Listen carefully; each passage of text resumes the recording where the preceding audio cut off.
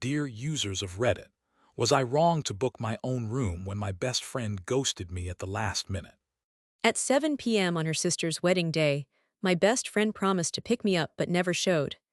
Everyone thought we were just being awkward until they saw her laugh uncomfortably all night long. I was supposed to be the maid of honor for my best friend's sister's big wedding.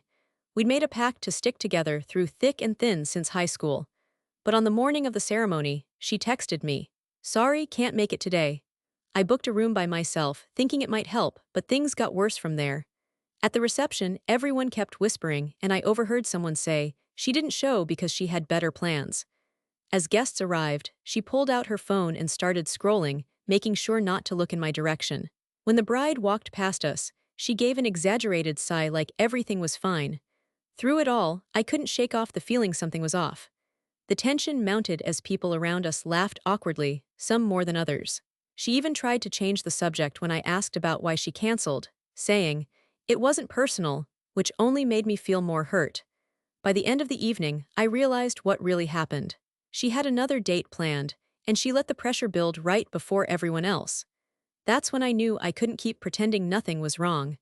Everyone said it was just awkward, but letting it slide felt like condoning bad behavior. Afterward, I confronted her privately, showing her texts where other guests mentioned seeing us together earlier. She broke down, admitting she hadn't wanted anyone to think less of either of us. Still, I refused to move on so easily because I deserved better treatment. Why should I have trusted her if she could ghost me during such an important moment? What kind of friend does that? The next day, I shared my experience with my ex-best friend, who laughed awkwardly and said, "You know how she is, always canceling at the last minute. It happens sometimes." Her words stung, reinforcing my decision to hold onto my feelings. In the weeks following, every time I saw her, she would try to act normal, but I noticed subtle changes. She avoided eye contact, and whenever we talked, she changed the subject quickly. One day, while walking home from work, I heard her talking loudly on the phone, and one of the guys she was with called her a flaky friend. That comment hit hard, reminding me of our conversation at the wedding. Despite the pain, I decided to address it directly. During lunch, I sat across from her and said, "Look, I get you're busy, but this isn't okay. You promised to be here for me, and you failed miserably." She looked away, fidgeting with her fork. Finally, she admitted, "I'm sorry, but I can't handle being your maid of honor anymore. I need space." Her admission left me conflicted.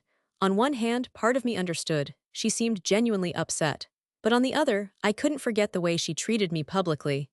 Every time someone brought up the incident, I felt a pang of betrayal. Would you have stayed quiet, or would you have pushed back too?